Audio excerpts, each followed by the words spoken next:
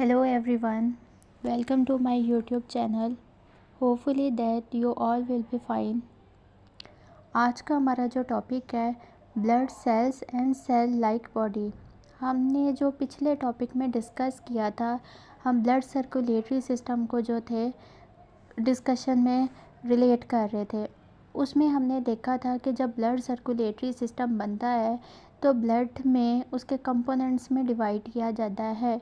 एक blood plasma बन जाता है और बाकी जो उसका कंपोजिशन होती है वो कौन सी आती है, ब्लड सेल्स और ब्लड लाइक बॉडीज़ की जो है ना हमारे पास बनती है। आज हमने ब्लड और ब्लड सेल्स की ही जो है ना बात करनी है। अब हमारे पास जो है ना ब्लड सेल्स कौन से होते हैं वो देख लेते हैं हम, ठीक है। तो जब ब्लड सेल्स की बात की जाती है ना तो ब्लड सेल्स में क्या होता है, 3 तरह के हमारे पास जो है ना सेल्स आ जाते हैं। एक सबसे पहले आपके पास जो है ना रेड ब्लड सेल्स आते हैं जिसको आप एरिथ्रोसाइट्स बोलते हो।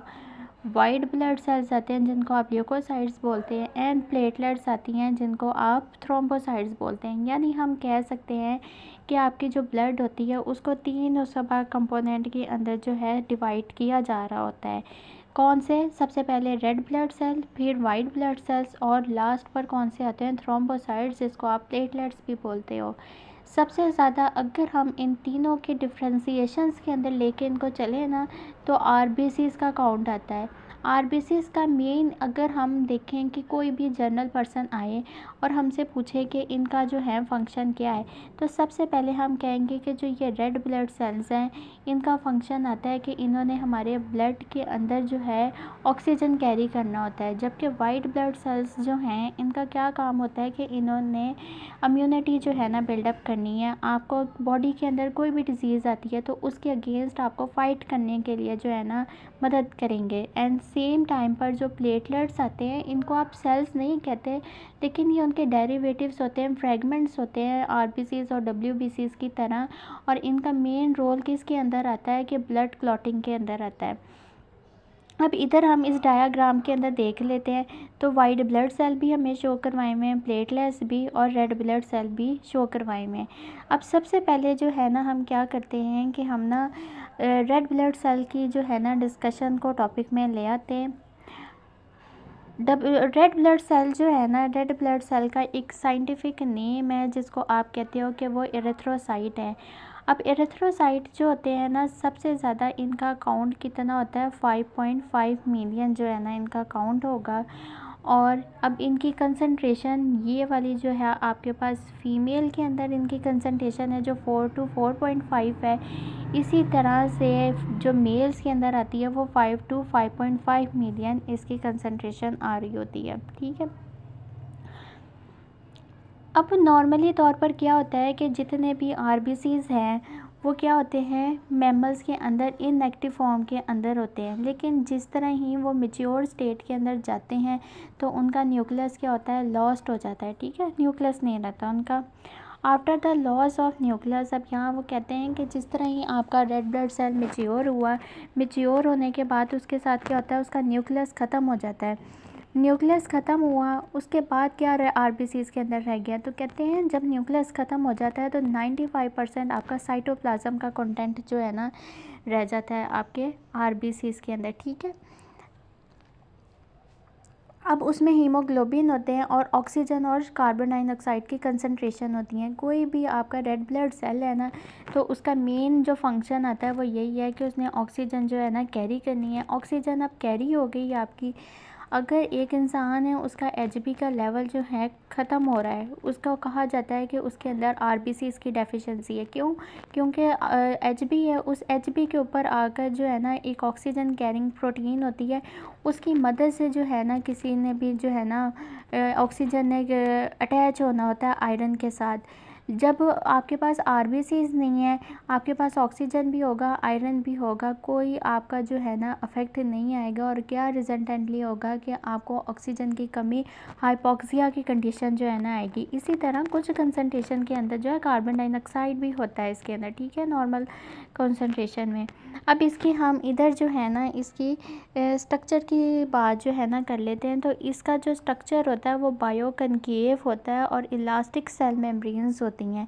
लिवर में जो अब फीटल लाइफ चल रही होती है, जब इंट्रा एम्ब्रियोनिक लाइफ चल रही होती है, तो उसकी जो फॉर्मेशन होती है ज़्यादातर लिवर और स्प्लीन के अंदर जो है ना आपकी हो रही होती है, ठीक है।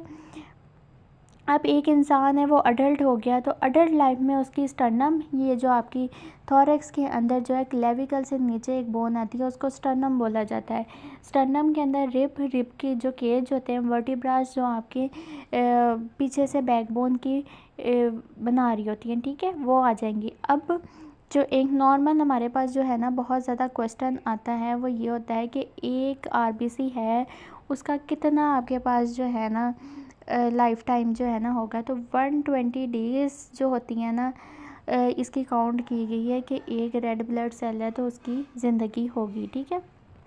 अब हम जो हमारा सेकंड है उसकी बात कर लेते हैं, जो कि WBCs हैं। WBCs का सेकंड उसका नेम हमारे पास क्या आता है कि हम इसको बोलते हैं कि इसको आप कह सकते हो कि ये ल्यूकोसाइट भी हैं, ठीक है। अब ल्यूकोसाइट में क्या होता है कि इनके पास कोई भी पिगमेंट्स नहीं होते हैं। They are confined to blood vessel and migrate into tissue fluids.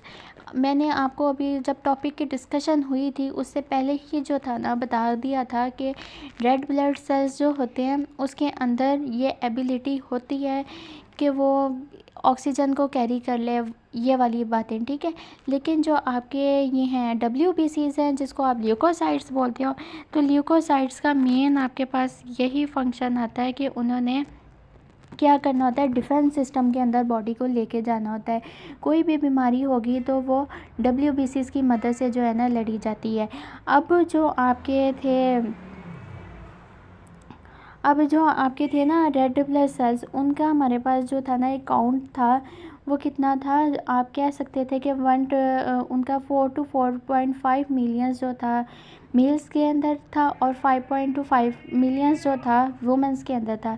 लेकिन जबकि ये जो आपके RBCs की निस्बत WBCs है ना, इनका काउंट कितना आता है, 7 to 8,000 आता है।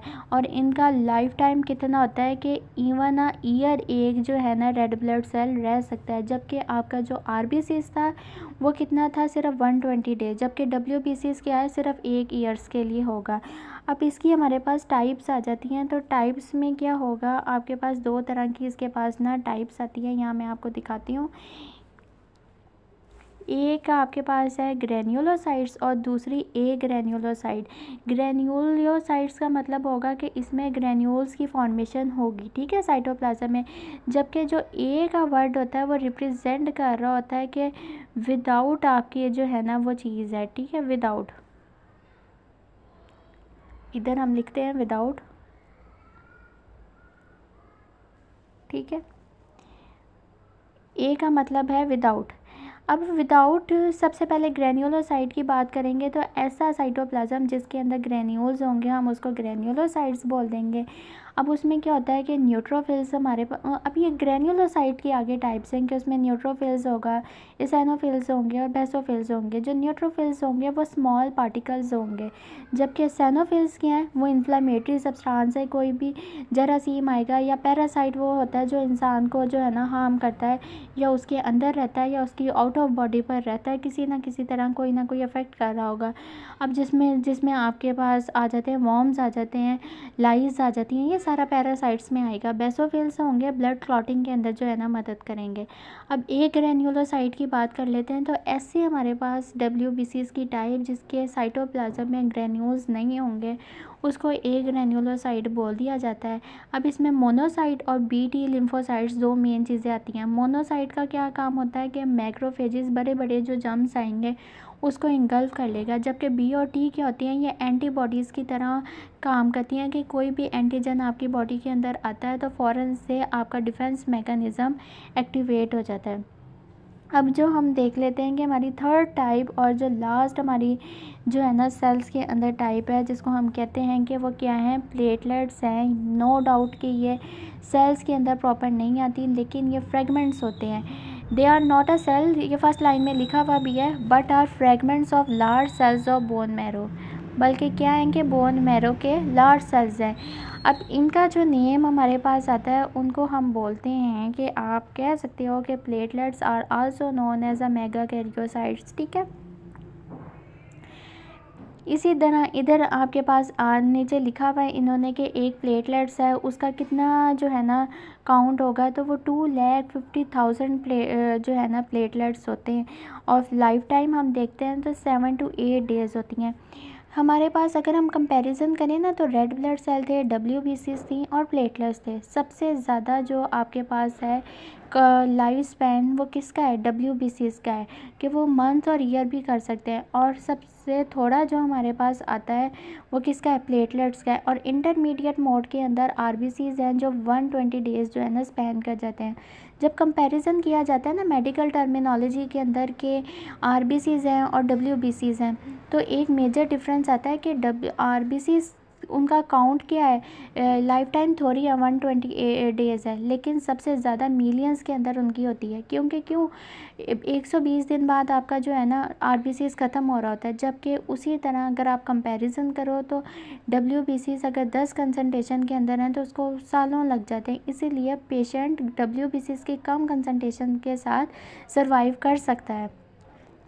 ये मेरा जो था ना आज का टॉपिक था। अगर आज का टॉपिक आपको अच्छा लगा है तो उसको सब्सक्राइब ज़रूर कर दिएगा चैनल को, ताकि लेटेस्ट वीडियोस की अपडेशंस आपको टाइमली मिलती रहे।